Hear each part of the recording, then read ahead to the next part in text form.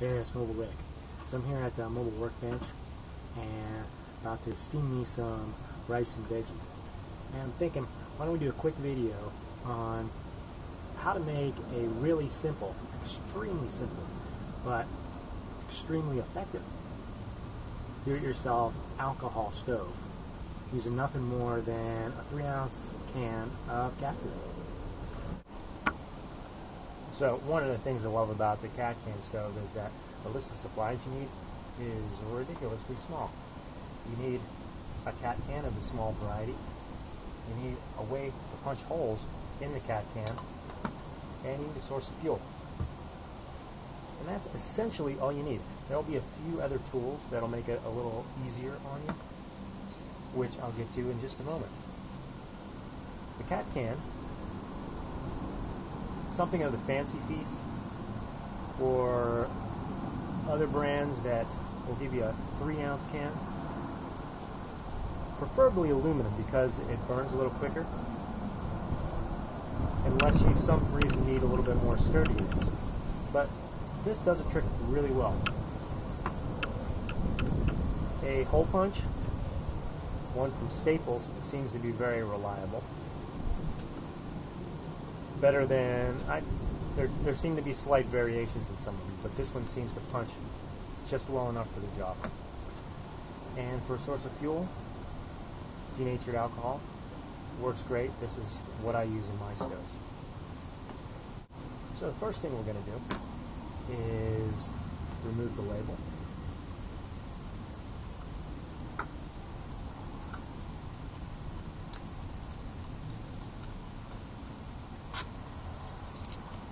For the most part, it's pretty straightforward.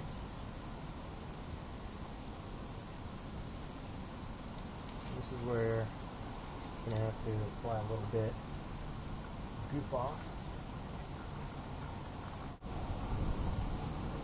And now that we've gotten that cleaned up, just want to punch some holes in here.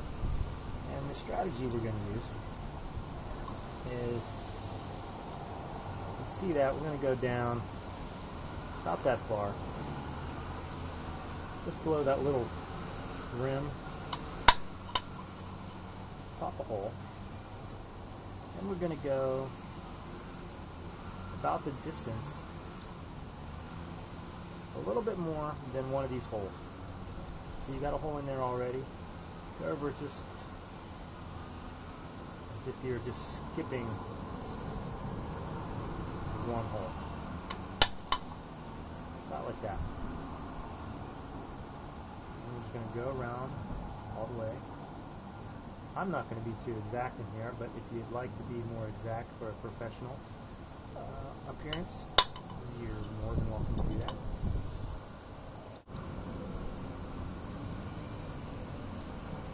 And once we've gotten the first round, I'm going to go around again, making holes between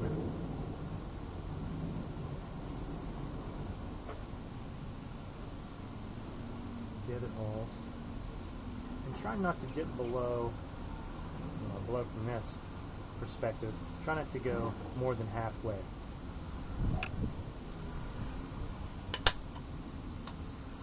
So like that. We're going to make little triangles all the way around. So just a second.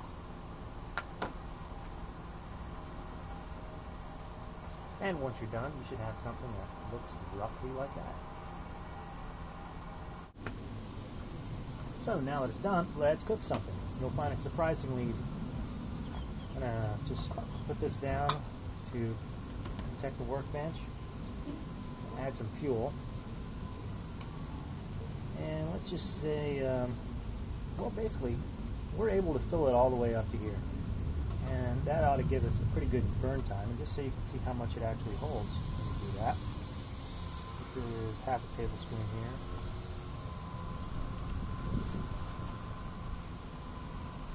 Just 2.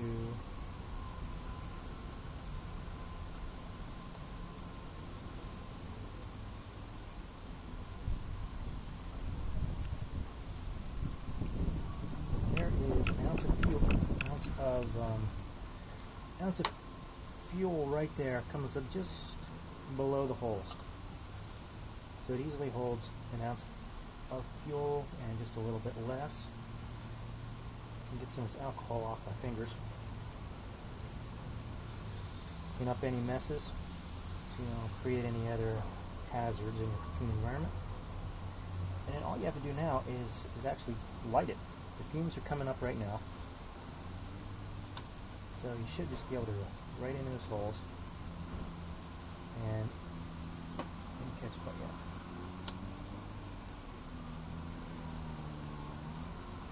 There it goes. There's the fumes. It's now cooking, and I'm going to try to. What we're going to wait for is for it to prime. That means that the entire pan has to get hot enough to begin to boil the water, and I'm going to zoom in there so that you can maybe see when the water starts to boil or when the alcohol starts to boil. If there's anything I could do to make it a little dark. The alcohol is now boiling.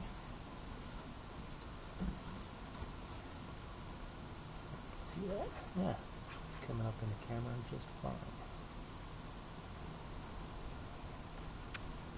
So that means it is now ready to cook. And I want to get this box away from here. In fact, let me do this.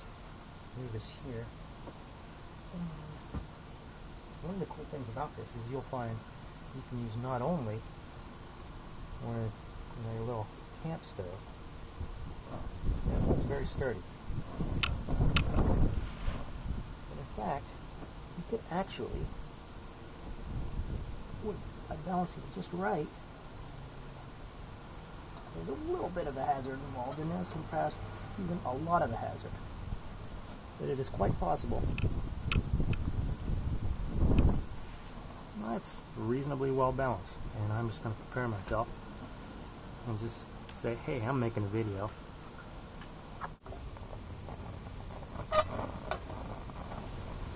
There's some wind which is kind of blowing it this way, but it is actually getting the whole pot.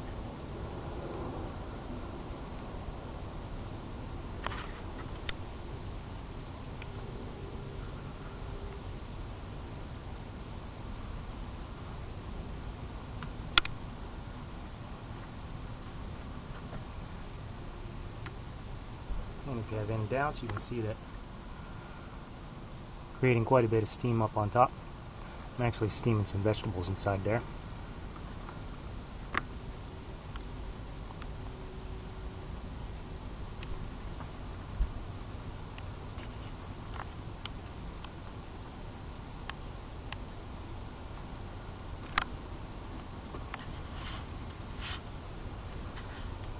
Yeah.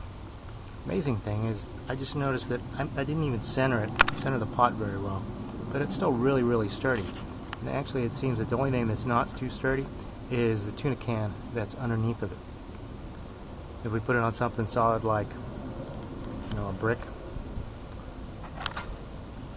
cinder block, or something that's actually flat and doesn't move, it would work really well.